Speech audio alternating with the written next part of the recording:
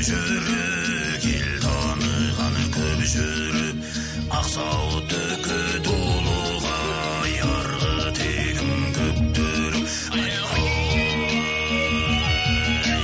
өткеннің сақтап қаймағын бүгінгі менің айғағым үкікпен айтсам базырық көтерген биік байрағым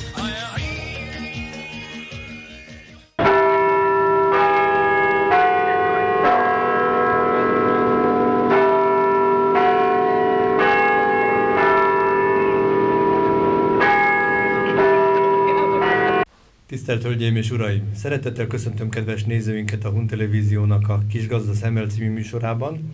Mai napi vendégünk Kovács András, akit szeretettel köszöntök a stúdióban. Nem véletlen beszélünk a Kisgazda Szemmel, hiszen régen átpártoltál a Jobbiktól hozzánk, és a közlekedési tagozatnak a vezetői szerepét osztottuk most neked ki, ebben van neked tapasztalatod.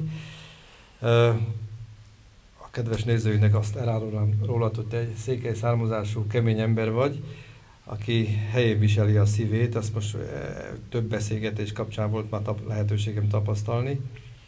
Mondd meg, kedves András, mi volt az a motiváló tényező nálad, ami téged a miéből hozzánk hozott, mármint a Kisgazdapártba? A Jobbikból. A Jobbikból, igen. Nem azt mondtam? Miépet. Miépet, bocsánat, a Jobbikból. Hát először is tisztelettel köszöntök minden nézőt. A motiváció, ami a Jobbikból a Kisgazdapártba hozott, az nem több és nem kevesebb, mint hogy szeretném megvalósítani azokat a dolgokat a magyarországi tömegközlekedésbe, amik úgymond nagyon égetővé váltak már is, már múlt időben mondhatom, mert a 25. órában vagyunk a tömegközlekedés, főleg a közúti tömegközlekedésben a buszpark állapotát nézve. A mindenkori kormányok elmulasztották úgymond a buszok cseréjét. Most általában nem tudom, 100 Mercedes buszt akarnak hozni, vagy nem tudom. Hát hoztak 150 darab Mercedes Citaro buszt a Széles Gábor úr cégé keresztül, úgyhogy ő üzemelteti a VT Transmanon keresztül, kapta meg a főváros, ami magyarul azt jelenti, hogy miközben létezik Magyarországon buszgyártás, ugyan sokan nem tudják, Győrbe van a végszerelések, Moson-Magyaróváron a Kürtnébe az alváz összehegesztés, összeszerelése ott kezdődik. A Credo buszokról van szó.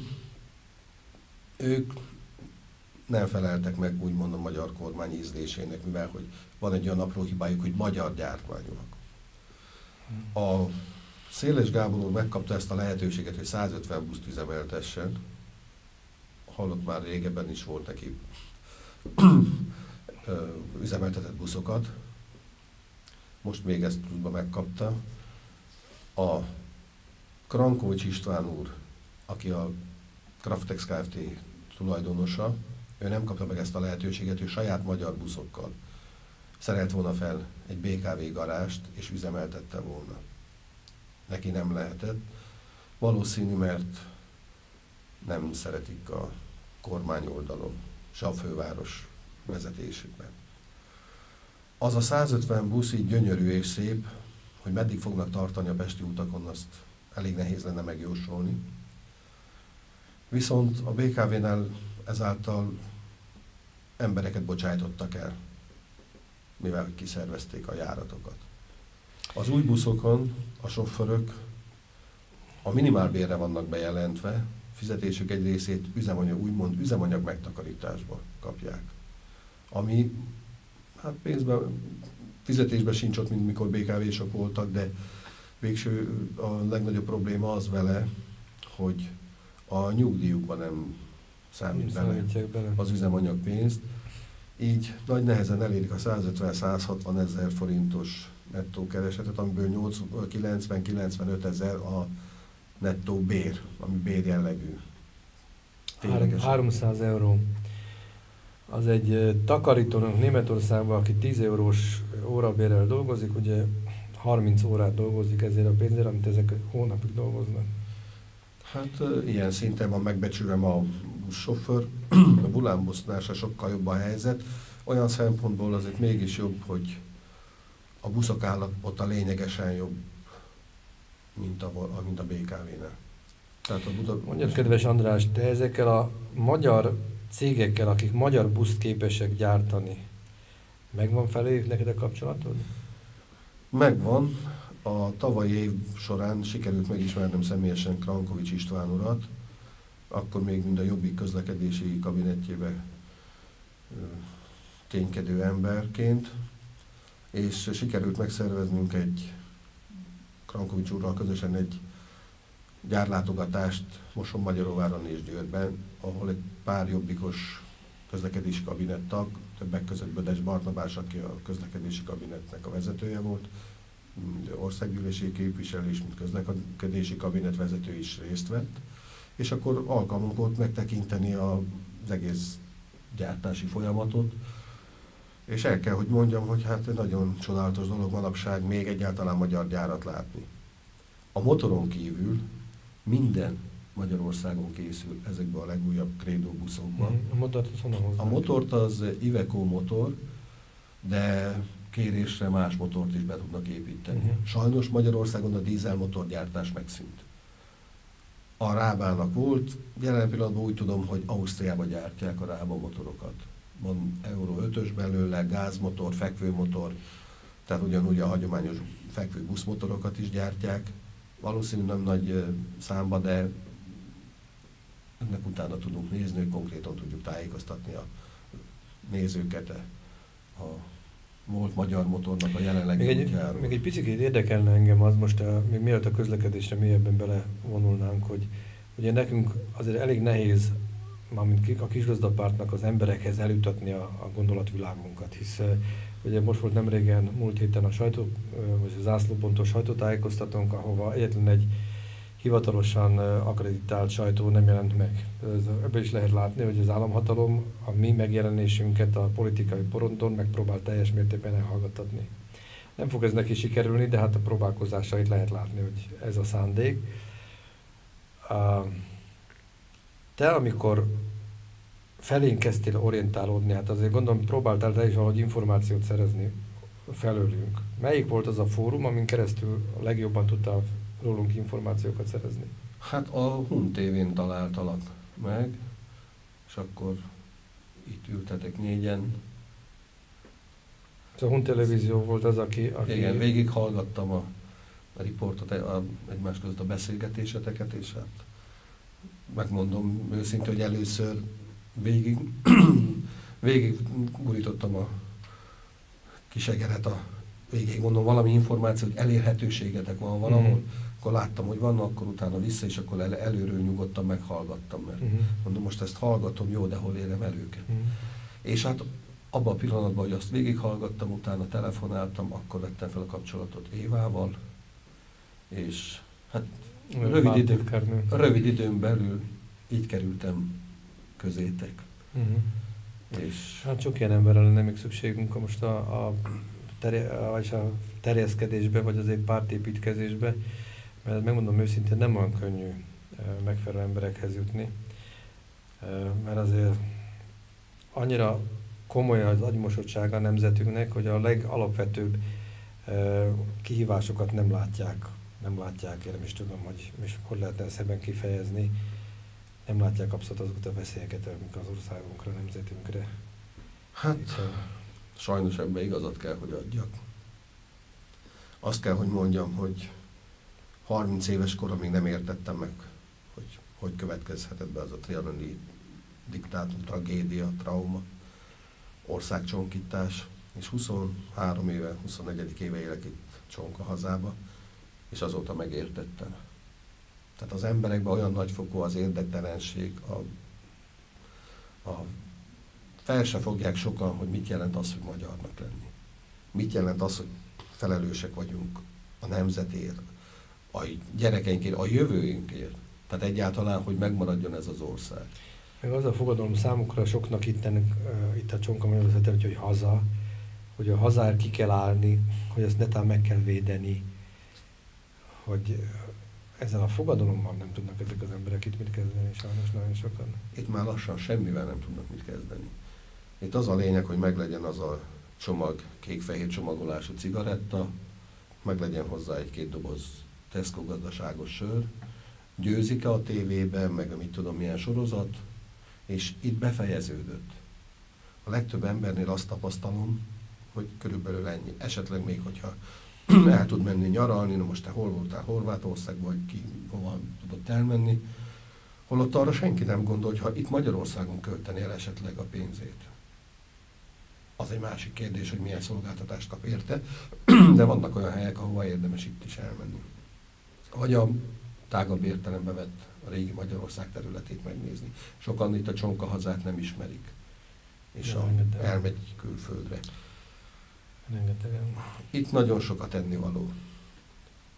És a kisgazdapártnak a neve ugyan kisgazdapárt, tehát benne vagy elsősorban az egyszerű vidéki földművelő embereknek a pártja. Kérlek szépen, most, hogy nem voltunk Parádfürdőn, ottan volt egy ilyen szűkebb társaságban van ilyen elemezgetés, olyan címmel is rajta is van a Hun Televízión, hogy hova tovább, nem Magyar Nemzet.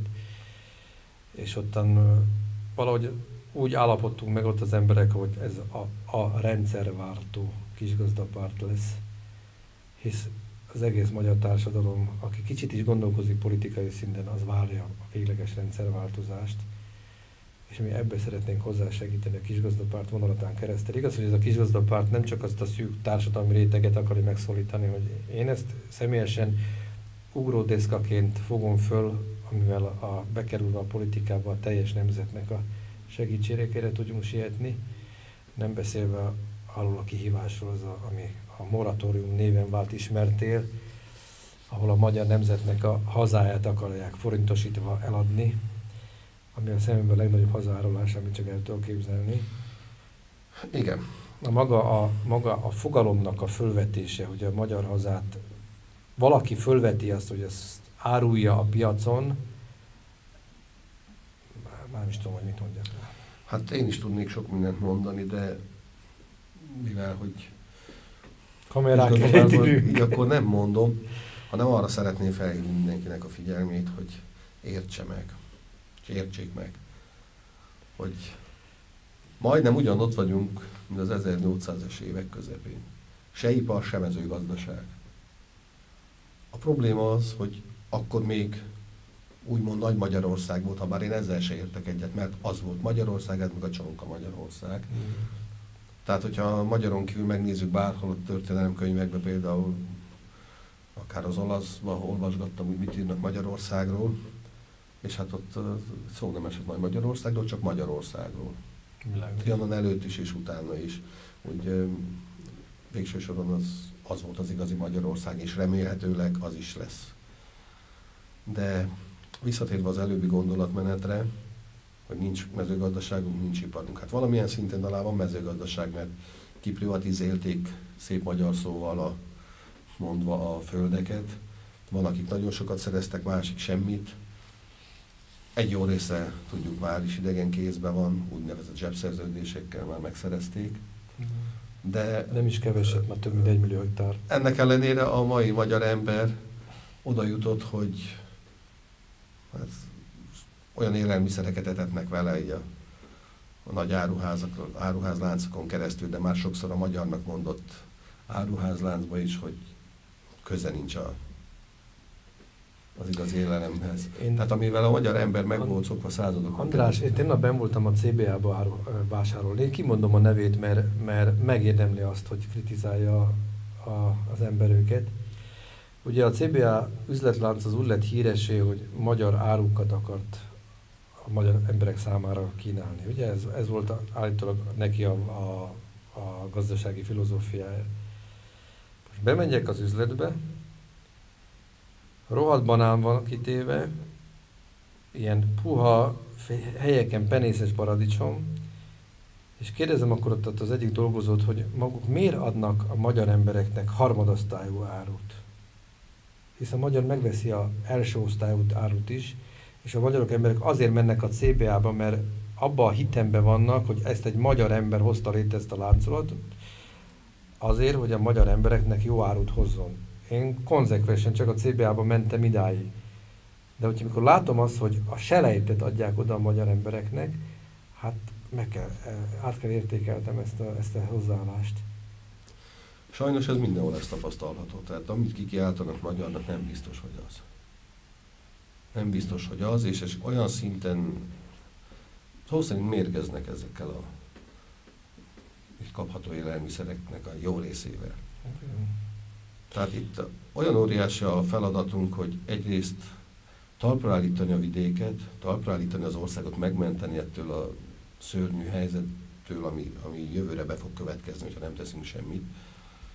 És újra jó minőségű magyar élelmiszert adni az embereknek. Tehát a bort, hogyha a szőlőt kipréselik és békén hagyják, a must kiforr, átfejtik, abból bor lesz. Magyar kenyér tele van adalékanyagokkal. Jó, tudom, most furcsán hangzik, hogy valaki a közlekedéssel foglalkozik, és utána a kenyérről beszél, hát cipész maradja kaptafánál. Ezt azért merem mondani, mert otthon szoktam kenyeret sütni. És a faluban, ahol lakom, megveszem a malomba a lisztet, és egyszerű finom lisztből egy kis élesztővel nagyon finom kenyér sül a gáztűzhely sütőjébe. Kézzel megdagasztva, kicsit bekovászolva, megvan a módja neki. Van benne só, liszt, víz, élesztő. Nem kell adalékolni. És volt olyan kollégám, aki úgy, mikor nem is láttam, hogy elcsípett belőle, és utána ne arra, hogy azt loptam a kenyeredből a munkahelyen. Hát mondom, Istenem, jól tett, tehát ott van, nagyon szívesen adok. Tehát amikor úgy van, hogy ilyenkor nyáron melegebb van, akkor nem, de téli időszakban igencsak szoktunk sok. Vannak ilyen világos kenyerek a üzletekben, ahol az ember így megnyomja, fölülről lefele a kenyeret, és akkor ugyan a 3 mm-es vastagságról lehet összenyomni. Az egész csupa levegőből áll, az a levegő buborékoknak. Szerintem kompresszorral csinálják, nem tudom, hogy. De tehát ez egy olyan alapvető dolog. Vagy. Nincs súlya. Most az ember megvesz legtöbbször egy ilyen úgymond parasztkolbászt, mindegy, hogy milyen néven, másik néven megvesz valami hasonlót, mindegyiknek egyforma íze van, mert egy valamilyen fűszerkeverékkel megcsinálják, holott, hogyha csak úgy, hogy a paraszt csinálta, só, bors, fokhagyma bele, paprika, nagyon finom lett. És nem kellett, az egész ABC-t nem kellett belerakni 77 E102-vel az élen, és egyszerű jó minőségű élelem volt. Most a magyar gyerekeknek jó része, és ezt én nagyon nagy problémának tartom, nem ismeri a vajat. Tehát nagyon sok gyerek a margarinra mondja, sőt felnőtt is, hogy vaj. Holott semmi köze a kettőnek egymáshoz. Igen. És ezek mind olyan dolgok, amin jó lenne változtatni. Mert ez hozzájárul ahhoz, hogy egyre több beteg ember van, ugye ott vannak a nagy várólisták, ezt is mindenki tudja. Ezt sajnos tapasztalom, mert a családomban is van beteg, akit kell vigyek orvoshoz. Rendszeresen. És itt lehet megint kapcsolni a közlekedési dolgainkat az egészségügyhöz. Egyrészt, hogyha a gépjármű állomány, vagy mondjuk a busz állomány olyan, hogy okádja a füstöt, vagy annyira nem is látjuk, de igencsak kormoz, hát az tüdőbetegségeknek igencsak jó meleg ágya, főleg télen a ködös időben, mikor a tudod, van hála Istenem, Magyarországnak óriási a szellemi értékű csarnokja, hogy mondjam. Nemrégen jártam egy vidéki városba, lakossági fórumot tartani, és volt ott egy fiatal ember, egy fiatal mérnök, akik megcsinálták, működőképes, megtekinthető, vízzel hajtható autó. Ugye Ausztráliában volt ilyen, a horvát testvérek, mind a kettőt meg is ölték, de most ő megcsinálta itt újra Magyarországon. Úgyhogy már lehet majd olyan busz, amit majd szépen ott valamelyik kútnál fölöntjük vízzel és működik, és teljesen nincs kipufogó terméke. Hát azt tény, hogy nagy hőfokon a víz szétbomlik oxigénre és hidrogénre, tehát ez nem egy titok, vagy elektrolízissel, tehát... Nyilván nem mentünk bele abba, hogy milyen technológiával, nem is akartam öntől a fórumon kérdezgetni, ez ilyen emberekre vigyázni kell, és csömbbe kell tartani addig, amíg nem tudjuk megvalósítani a valós nemzeti kormányt, és az ilyen embereket állami szinten védve megvalósítani ezeknek a termékeit, meg hát sorozatba állnak az a magyar felfedezők, akik jobbnál jobb dolgokat tudnak. Csak a probléma az, hogy egy szabadalmi eljárás egyrészt sok pénzbe kerül, általában... Ezeket én szerintem nem szabad szabadalmaztatni, hogy bármilyen gondolatot beviszel a szabadalmi hivatalba, az kb. 5 percen belül Washingtonban meg Tel Avivban van, úgyhogy ennél fogva megvédeni azért teljesen lehetetlen a szabadalmi hivatalokon keresztül. Hát ha bejutsz. A másik oldal az, hogy be se tudsz támogatást nem tudsz szerezni, tehát ezzel próbálkoztunk mi is. Nem, egyszerűen el van lehetetlenítve. Tehát itt van egy ismerősöm, aki volt egy találmánya, egy nagyon komoly találmány. Bement a találmányi hivatalba, és az ottani főnök neki azt mondta, hogy hát uram, hogyha ebből akar tényleg valamit akar profitálni, akkor menjen ki nyugatra, ott megkapja a pár ezer dollárját érte, és akkor legalább van egy kis pénze. Ez a találmányi hivatal vezető nem azon törte a fejét, hogy tudja ezt Magyarországon megvalósítani, hogy esetleg dollár 100 milliárdjait hozza ezáltal be az országba. Nem. Ezt az embert elzavarta nyugatra, hogy menjen majd ott, megkapja egy csepp províziót belőle, ha eladja valami nyugati cégnek. Hát már maga a hozzáállás olyan, hogy akasztani való az ember, aki így gondolkozik. Hát itt mindenben ilyen a hozzáállás. Ha megnézzük, az elmúlt 23 évben ugye megszüntették a gyárakat, eladták, lebontották, holott az nem igaz, hogy minden magyar termék rossz volt. Tehát meg kell nézzük a Magyarországhoz hasonló adottságú országokat, például Csehországot. 92-ben, jól emlékszem, akkor szétváltak a felvidéktől, az úgynevezett Szlovákiától. 1 millióval több munkahely van náluk. Tehát 1 millióval több ember dolgozik a 10 milliós Csehországban, mint Magyarországon.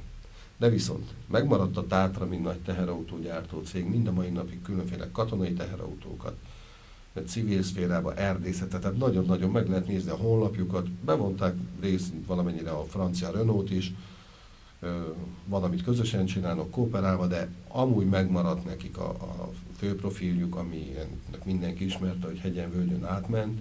Tehát én dolgoztam, szereltem is, de sofőrként is dolgoztam Tátrával, még fiatalon, és egy nagyon, a kornak megfelelően nem volt egy csendes, nem egy luxusautó, de egy nagyon megbízható autót, mind a mai napig üzemel. Meg kell nézzük a cseheknél a Skoda Holdingot. Nem összetévesztendő a Skoda személyautógyárral, mert a személyautógyár valójában csak a nevét kölcsönözte. A Volkswagen most. Maga a Skoda Holdingot azt úgy képzeljék el, mint itt a Ganz Mávag, amilyen volt.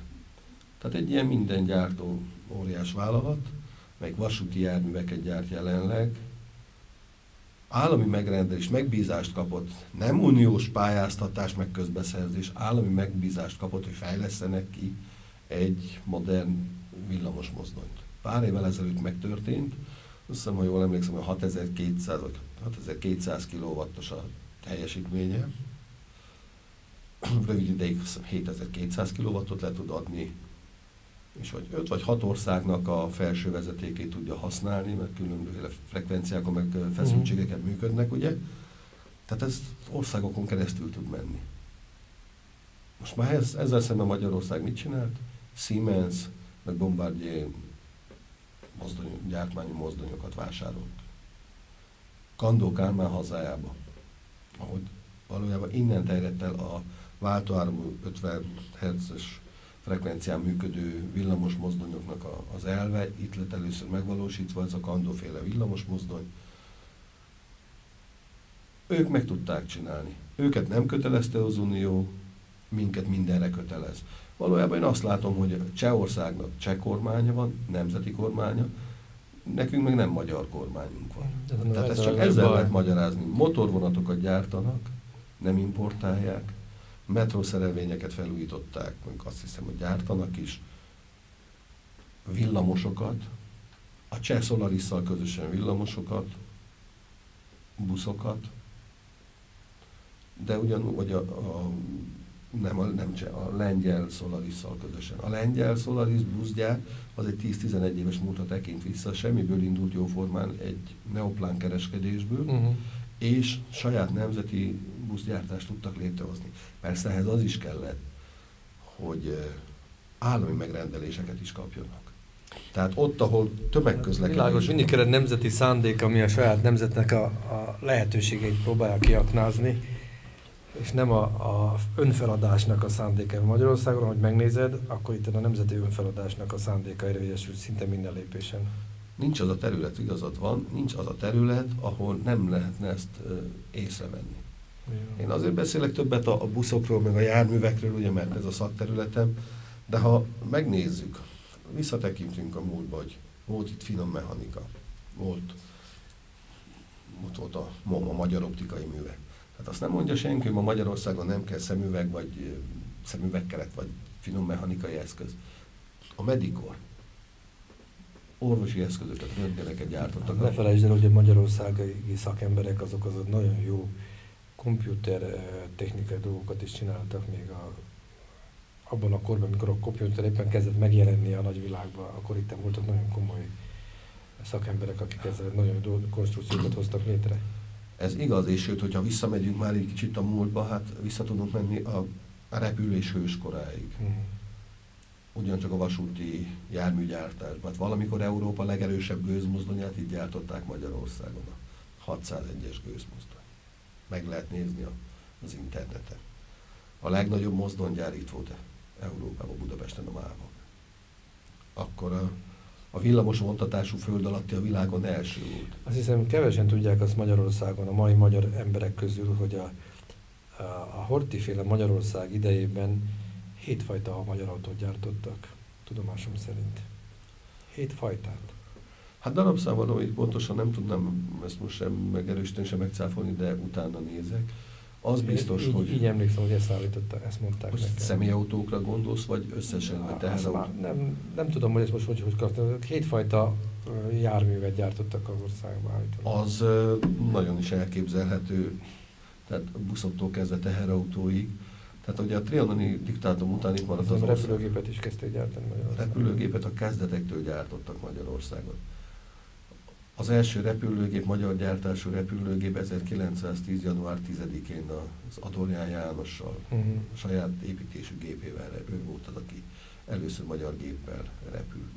És a hőskorban is sokan kísérleteztek, repülőgép motorokat csináltak, faipari gépész gyártott repülőgép motort, és nem is rosszat. Tehát erről majd egy külön adásban fogunk beszélni, akkor felkészülök jobban, dokumentumokat összeszedek, és mert azért sok mindent az ember nem tud mindent úgy észbe tartani. De az tény, hogy a második világháború, vagy az első világháború után megtiltották a repülőgépgyártást. És hát akkor ugyan burkoltan csak ilyen futárgépeket, meg iskolagépeknek kezdtek gyártani, és akkor is kezdték fejleszteni. Nem tudtak lépést tartani mondjuk a német hadiparnak a vadászgépeivel, de ennek ellenére meg kell mondjam, hogy mire a második világháború már vége felé közeledett, már a magyar ipar is eléggé felzárkózott a nemzetközi élmezőhöz, élvonalba volt. Volt egy saját fejlesztésű 2 gázturbinás légcsavaros vadászgép, amit Ferihegyen szétbombáztak, 2 darab volt belőle, de nem sikerült, hogy megmentsék őket, tehát azok szét lettek bombázva. A Messerschmitteket ugye gyártották a Dunamenti repülőgépgyárba, Győrbe, a vagon és gépgyárba, ugye szétbombázták, azt ismert hadi üzemnek számított. Volt, amit kellett változtassanak, például az olasz Fiat repülőgépekhez volt, hogy itt gyártották a Weiss-Manfred a későbbi csepelművekbe a motort, mert jobb minőségben tudták legyártani, mint az olaszok. Weiss-Manfrednak is voltak saját fejlesztésű gépei. Igen, a magyar mérnökök akkor is tudtak alkotni. Megvolt a terve a 4 motoros, gázturbinás, légcsavaros utasszállító repülőgépnek 45-re. És ha nincs ez a változás, hogy szovjet érdekszférához csatolják Magyarországot, akkor valószínű, hogy beindult volna a utasszállító gépek gyártása. Hát igen, hogyha nem olyan kormány került volna akkor is, mint ami most van fölöttünk. Hát, akkor 45 után talán a kormánynak akkor már annyira beleszólása nem volt, meg volt, hogy melyik része Európának hova kerül, milyen érdekszférába, és hát akkor az már nagyon behatárolta. De hát visszamehetünk 1915-ig, amikor a Fono Albert megcsinálta a Jetstreamnek nevezett torlósugár hajtóművet. Megtervezte azt a repülő lövedéket, ami aránylag kis sebességgel kilőtték, és a levegőbe gyorsult. Tehát feltorlódott a levegő, és akkor tehát mini rakéta hajtómű volt beépítve, tehát gyakorlatilag akkor, ha elfogadják neki a hadvezetés, csak hát akkor az osztrák-magyar hadvezetést ezt nem érdekelte. Hát valószínű, hogy nem így alakul az első világháború, mert olyan távolságról tudtak volna lőni, hogy a másiknak esélye nem lett volna, hogy visszalőjön. Úgyhogy ja, megnézzük a műszaki múltat, vagy akár a fényképezőgépeket. Dulovics Jenő neve, nem tudom, ha mond valamit. Tehát a Duflex reflex fényképezőgép. Valamikor az 50-es években Magyarországon készültek az akkori világ legjobb fényképezőgépei. És beszüntették utána a gyártásukat, mert kellett a piac a szovjet gépeknek. De sajnos ki kell mondani azt is, hogy még 89-ig az úgymond kommunista világban is még több fejlesztés jött létre Magyarországon, meg hagyták egyáltalán gyártani, meg hagyták a mérnököket dolgozni, ellentétben az Európai Unióval. Tehát még az átkos rendszer múlt is. héten Herceg Ferenc az egyik könyvből felolvasott egy ABC sorrendben levő magyar találmányokat. Hát nem tudom, 4 órán keresztül gyors menetben olvassa, mindent adott a magyarság a világnak, és hogyha végigmented A-tól egész a Z-ig, akkor azt kellett, az emberek be kellett látni, hogy nincs olyan alap tevékenysége a magyarságnak, ami a világnak ne az alapjait adta volna, minden téren a magyarság adta meg. Hát ez tényleg minden téren. Ez, tehát a lélekszámhoz viszonyítva, és ebben beleértem a határon túli magyarságot is, tehát az összmagyarság lélekszámához viszonyítva a legtöbb feltalálót a magyarok adták. Most az is tény, hogy ebbe bele kell sorolni azokat a magyar származású zsidó embereket is, akik magyarként éltek, és ők is feltalálók. Is a magyar nyelv logikája alapján tanulták. Igen, és ezt ugye a Tellerede is azt mondta halál előtt nem sokkal, hogy rá kellett jöjjek, hogy a világon egyetlen nyelv létezik, a magyar. Azt is mondta, hogy ha nem magyar nyelven keresztül csinálta volna a tanulmányait, akkor sose lett volna belőle több, mint egy középiskolai tanár. Igen. És ugye a Neumann Jánosnak legalábbis úgy hallottam, hogy a halálakor a FBI ügynököt mellé ültették az ágya mellé, hogy nehogy valami titkokat kifecsegjen. És hát amit szegény úgy félrebeszélt, azt magyarul mondta, úgyhogy az FBI ügynök az nem értette. Tehát neki is valójában az anyanyelve magyar volt, de egyetemesen ők is ugyanúgy hozzájárultak, tehát mindnyájan, minden magyar feltaláló a magyarságnak a... Tudod, ez az a ütőkártya, ami hála Istennek mindig a Talmudban van, hogy a magyar feltalálók azok mindig fognak születni, mert egyszerűen a magyar nyelv logikája egyszer rávezeti az embereket, hogy olyan csúcs technológiai dolgokat hozzanak a nemzet asztalára, ami mindig újra és újra meg fog születni. Csak hát végre egyszer kéne egy olyan nemzeti kormány, aki fölvállalja ezeket az embereket, és segít nekik, és el is indítja őket az üzleti megvalósítás útján, mert akkor Magyarország úgy fog fölfelé startolni a világ ranglétrán, mint nem is tudom. Elhagyjuk Szingapurt, elhagyjuk Kuwaitot. Nem mondjuk ezt így, mert itt már volt, aki azt mondta, hogy minket irigyel. Németország, Franciaország, Olaszország. Kóka elvtárs már azt igen, azért irigyel, mert ilyen mennyiségben lerabolni a nemzetet máshol nem sikerül.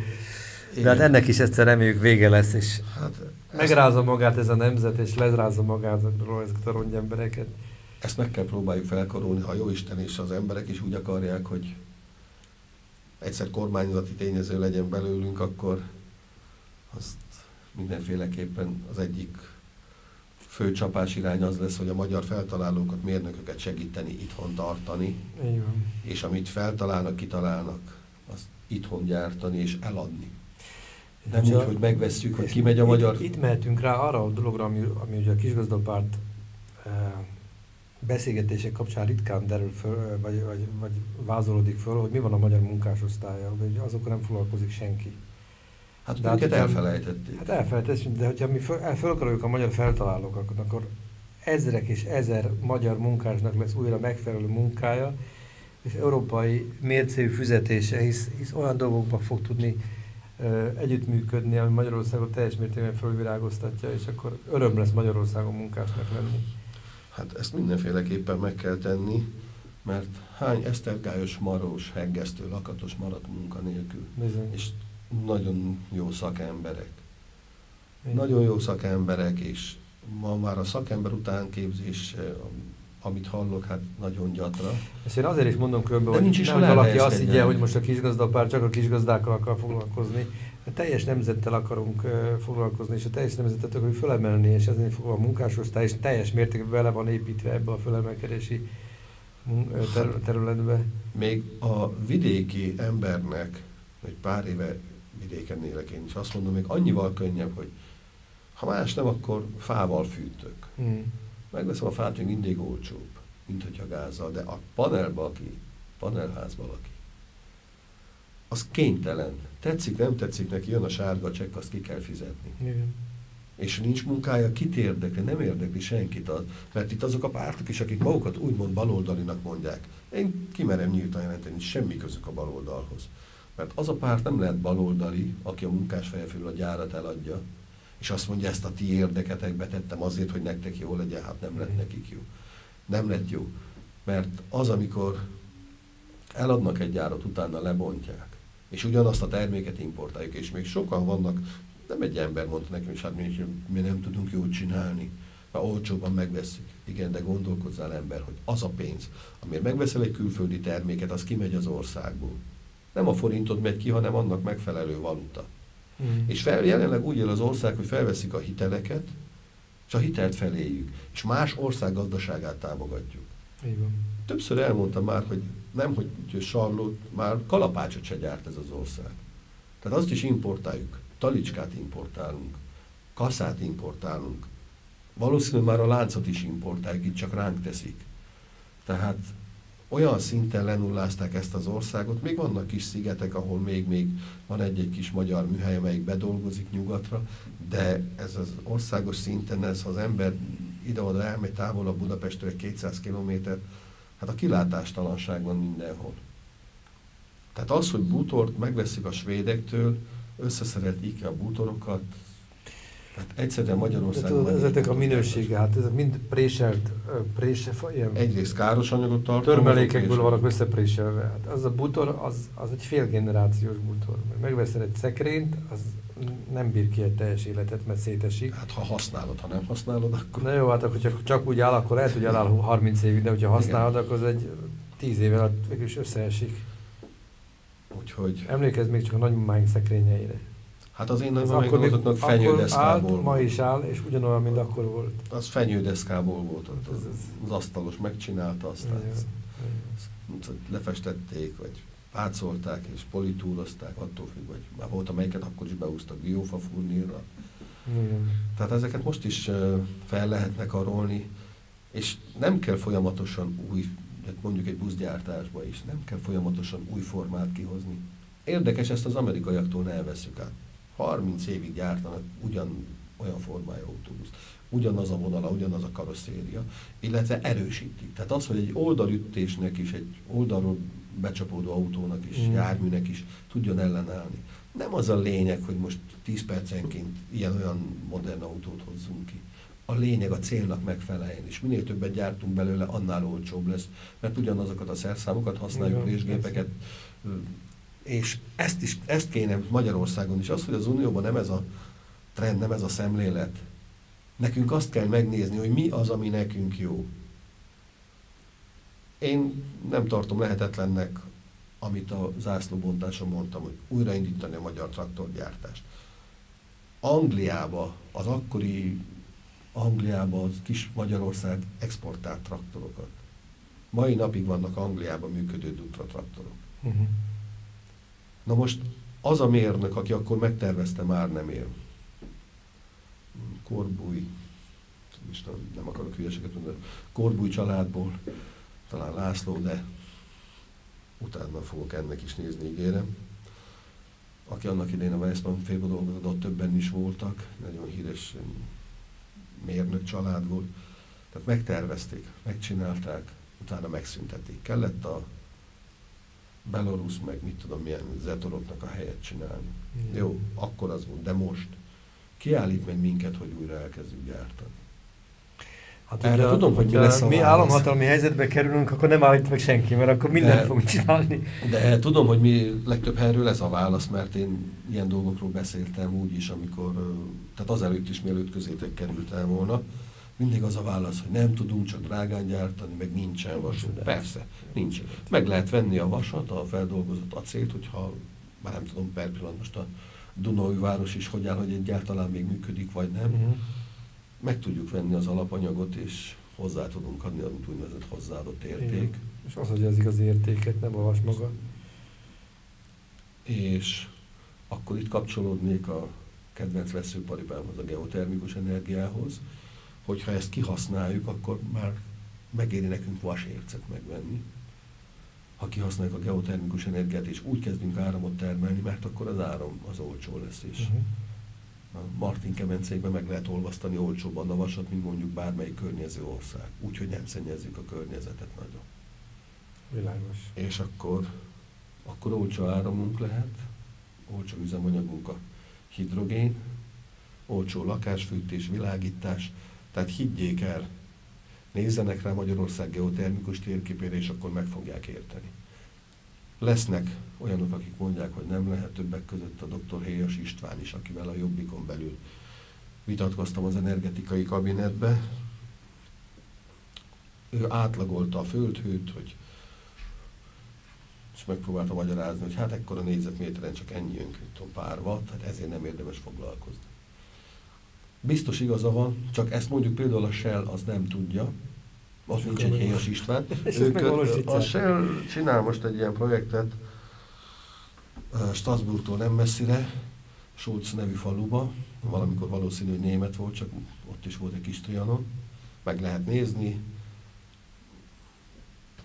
5 kilométeres lyukakat fúrnak gránitba, mert ott annyit kell a nálunk, kb. 3 kilométer, 3,5, hogy elérjük a 200 fokos kőzetet, ott 5 kilométert kellett fúrjanak, és a végig eredmény ilyen 6 megawattos, tudom nem nagy erőmű, de ott nekik kb. 80 millió euróba kerül a beruházása. Most ezt, hogyha átvetítjük Magyarországra, akkor is egy maximum 10 év alatt megtérülő beruházás, és nem számoltuk hozzá, hogyha a magyar fúróberendezéssel, amit úgy néz ki, hogy a gazba talán még fellelhető. Vagy erre ráállítunk egy iparágat. És itt csak a villamos árammal, ha számolunk, durván egy 10 év alatt megtérül. Akkor még a fűtés, az üvegházak, fóliás átlag fűtése, a lakások fűtése nincs mellé kalkulálva. Tehát higgyék el, azon kevesek, akik ezt a műsort látni fogják, higgyék el, sokkal nagyobb lehetőség van ebbe az országba, mint amiről önök esetleg tudnak. És nem véletlenül beszélünk itt, és beszélünk erről, el szeretnék önökhöz juttatni ezt a kis gazdapártnak a mentalitását, hogy nem csak a vidéki embert, hanem a városi embert, a munkás embert is ugyanúgy fel szeretnék karolni. Mert nem magunkért, nekünk már az életünk eltelik úgy, ahogy. És a gyerekeink valószínű, meg tudják állni a helyüket külföldön is. De nem ez a cél. Itt akarom a gyerekeimet nem látni, az unokáimat Magyarországon, és itt akarom őket boldogan látni. Nem azért képezni, hogy a kisebbik fiam fizikusnak készül. El akar menni a CERN-be, Svájcba dolgozni pár évet, de utána visszajön. De nem az a cél, hogy itt kiképezni embereket, mérnököket, orvosokat, tudósokat. Csak a gazdaság, csak a... És egy másik országnak a úgynevezett GDP-hez járuljanak hozzá, hanem inkább mi szipkázunk ide, a sajátjaink mellé még, ha van olyan, aki majd hajlandó lesz ide. De nekünk elég csak, hogyha a jövendő magyar mérnökök, orvosok itthon maradnak, és itthon fejtik ki a tudásukat. Nekem volt alkalmam találkozni, sajnos a nevét nem jegyeztem meg, annak idején a tévében is szó volt, hogy az inzulin tapaszt feltalálta. Minden vagyona ráment, és nem tudta elérni azt, és független MSZP kormány alatt kezdte, Fidesz kormány alatt be is fejezte, minden nélkül maradt, mindenét ráköltött, és nem tudta keresztül vinni, csak megmondták neki, hogy ha bizonyos professzorokat az akadémiáról maga mellé vesz, mint társfeltalálók, akkor mehet, ha nem. Vagy mondja el, magyarázza meg, hogy működik, mert ha nem, akkor nem kapja meg rá a szabadon. De az annyi, mintha ingyen úgy odaadta volna. És sok ilyen ember rengeteg van ebben az országban, és ezeket tényleg meg kell próbálni. Meg kell mondjam neked, hogy öröm lesz egyszer elkezdeni ebbe az országba a valós építkezést, mert lesz miből meríteni. Hát itt nagyon rengeteg sok érték van ebben az országban. itt minden területen tudunk újat, jót csinálni. Az ember, amerre megfordul, azt látja, hogy elkeseredettek az emberek, akikkel úgy szóval azt mondják, hogy úgyse lehet. Én azt szeretném mindenkinek sugalni, hogy higgyék el, hogy lehet. Nincs olyan, hogy nem lehet. Megvan a lehetőség. És erre szövetkezünk a Kisgazdapárt keretein belül, hogy megteremtjük a lehetetlent is. És fölvilágoztatjuk ezt a hazát még ebből a siralmas állapotban is. Ezzel be is fejezzük, mert letelt az időnk. Úgyhogy ez maradjon most mottónak a beszélgetésünk végére. Köszönöm szépen, hogy itt voltál. Köszönöm a lehetőséget.